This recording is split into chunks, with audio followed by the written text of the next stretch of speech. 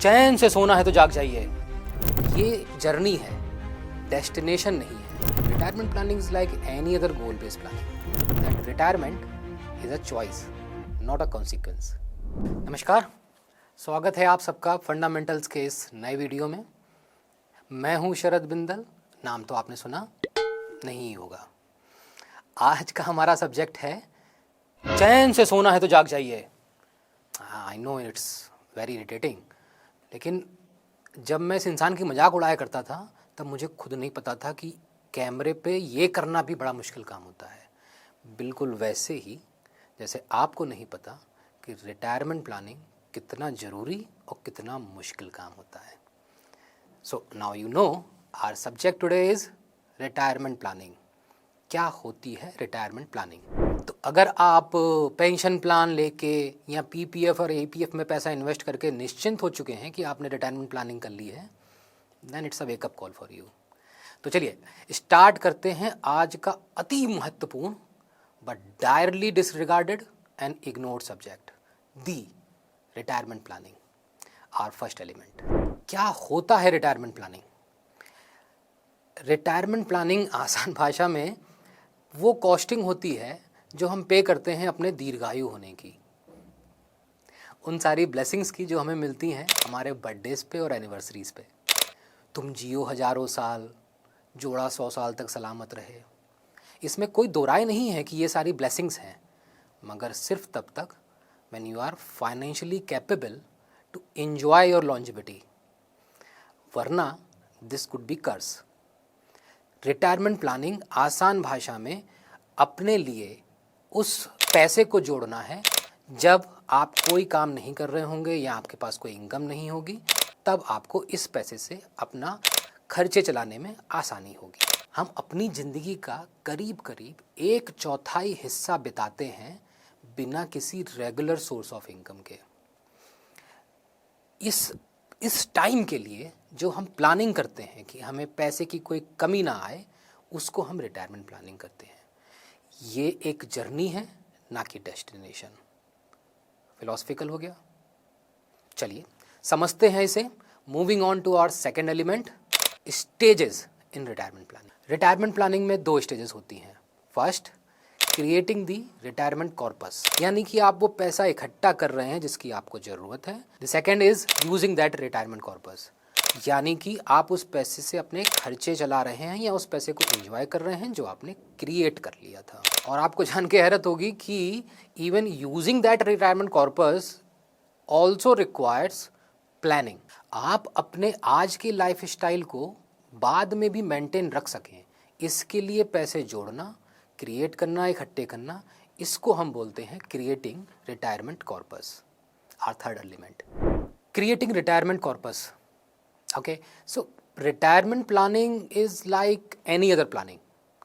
मैं अपने पिछले वीडियोस में बता चुका हूं कि गोल बेस्ड प्लानिंग क्या होती है। Retirement planning is like any other goal based planning. Wait a minute, आपने पिछला वीडियो नहीं देखा? फर्स्ट आई वुड सजेस्ट कि आप उसे देख लें। फिर भी for the benefit of my audience मैं सिंक करता हूँ यहाँ पे इन्फॉर्मेशन को। किसी भी गोल बेस्ड प्लानिंग के लिए 3 चीज़ों की ज़रूरत होती है। पहला, गोल आइडेंटिफिकेशन, क्या गोल क्या है क्या। दूसरा, टेन्योर ऑफ गोल। और तीसरा, फ्यूचर कॉस्ट ऑफ गोल। हमारे इस वाले केस में जहाँ पे हम रिटायरमेंट प्लानिंग की बात कर रहे हैं, गोल का नाम है रिटायरमेंट प्लानिंग। टेन्योर क्या है? Tenure, here comes the interesting part. क्या क्या क्या एज, कौन सी एज होती है रिटायरमेंट की?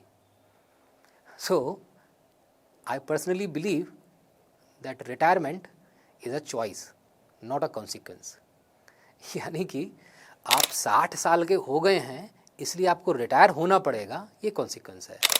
लेकिन आप 30 साल के हैं and you want to become financial independent at the age of 45 and retire, ये रिटायरमेंट प्लानिंग है, ये चॉइस है। हाँ, 45, I might sound crazy but people plan to retire at 45। Anyway, so हमें क्या क्या चाहिए होगा क्रिएटिंग कॉर्पस के लिए? सबसे पहले हमको चाहिए था goal identification, retirement planning, tenure. Tenure कैसे पता चलेगा आपको? सपोज आप 45 साल के हैं, आप 60 साल पर रिटायर हो जाएंगे, तो आपका टेन्योर 15 साल का होगा। आप करते क्या हैं ये इस पे डिपेंड करता है। यानी कि अगर आप किसी ऐसे जॉब, बिजनेस या प्रोफेशन में हैं जो कि आपका पैशन है, जैसे कि आप एक ऑथर हैं and you like writing, now आपकी कोई एज नहीं है रिटायरमेंट की। सो अब आपको कोई एज तो नहीं है, लेकिन आपको काम करते ना रहना पड़े सिर्फ पैसे कमाने के लिए। For that you require retirement planning. दूसरा केस, जहाँ पे आप कोई जॉब, बिजनेस या प्रोफेशन कर रहे हैं क्योंकि आपको खर्चे चलाने हैं, that you have to meet the expenses, so वहाँ पे आपकी रिटायरमेंट की एक एज होनी चाहिए, because you can not do all the hard work forever. Your biological clock is ticking.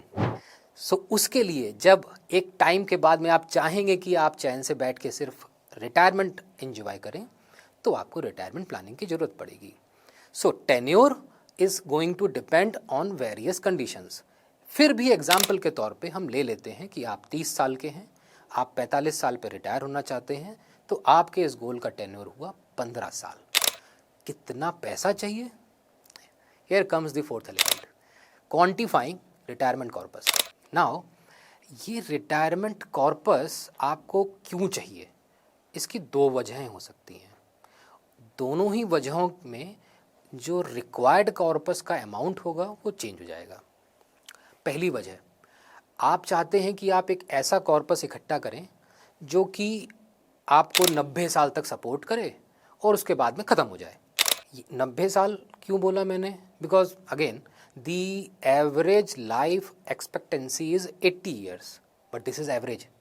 तो ऐसा हो सकता है कि आप 90 साल तक जी जाएं, जिसकी आप दुआ भी करेंगे। जैसे कि एक पर्टिकुलर गाने में कवि ने आशावादी होने की सारी सीमाओं को लांघते हुए नायक के लिए 1000 वर्ष तक जीने की दुआ कर डाली। तो दुआ तो हम करते ही हैं, हमें पास प्लानिंग होनी चाहिए बस। दूसरा तरीका ये होगा कि जहाँ पे आप चाहते हैं कि नहीं, मेरा कॉर्पस इतना हो जिससे मैं निकाल के अपने खर्चे करता रहूं, लेकिन कॉर्पस इंटैक्ट रहे, प्रिंसिपल जिंदा रहे, जिसको मैं अपने आने वाले जनरेशन को, बच्चों को दे जाऊं, ताकि वो लोग कहें कि हाँ मम्मा पापा कुछ छोड़ के गए हैं। I personally hate this philosophy, but I do also understand the underlying emotions. So अभी हम उस पर चलते हैं। लेकिन ये कॉर्पस ज़्यादा होगा बनस्पत अगर आप एक ऐसा कॉर्पस बना रहे हैं जो आपके जिंदा रहते रहते ख़त्म हो जाए। दोनों को बनाने के तरीके अलग होंगे। एग्जाम्पल के तौर पे, आप 30 साल के हैं, आप चाहते हैं कि आप 45 साल पर रिटायर हो जाएं, चॉइस, यानी कि आपके पास 15 साल हैं अपने रिटायरमेंट प्लानिंग के लिए। आज का आपका खर्चा है 1 लाख रुपए का, तो 15 साल बाद आपको इतने ही खर्चे करने के लिए 2.5 लाख रुपए चाहिए होगा। Now there are complex calculators to calculate retirement corpus, but आसान भाषा में हम यहाँ पे बता सकते हैं आपको कि 2.5 लाख रुपए महीना खर्च करने के लिए आपको एक 3 करोड़ रुपए का कॉर्पस चाहिए होगा, जिसको आप अगर किसी ऐसी जगह पे जहाँ पे आपको सिर्फ 10% का रिटर्न मिले उसमें लगा देते हैं, तो आप 2.5 लाख रुपए निकालते भी रहेंगे और ये कॉर्पस भी इंटैक्ट रहेगा बच्चों को देने के लिए। अब हमारा आखिरी लेकिन सबसे महत्वपूर्ण 5वां तत्व, 5th element, ideal product for retirement planning. So there would be 2 stages, creating the corpus and utilizing that corpus. For creating the corpus, the ideal product would be mid cap schemes, जहाँ पे आपको returns इतने मिल जाने वाले हैं और चूंकि आपका 15-20 साल का टेन्योर होने वाला है, आप आराम से उसमें पैसा लगा सकते हैं। कौन सी mid cap schemes? I would like to apologize because the aim of this video is not to influence you to invest in a particular scheme. फिर भी अगर आपको स्कीम के बारे में जानना है तो आप Prodigy Pro डाउनलोड कर लीजिए। इससे आप जान सकते हैं कि आपके लिए सबसे अच्छी स्कीम कौन सी होगी। नहीं, इसके लिए मैंने ऐसा बोलने के लिए पैसे नहीं लिए हैं, मैं वाकई में यूज़ कर रहा हूँ ये app. Okay, coming back to the point.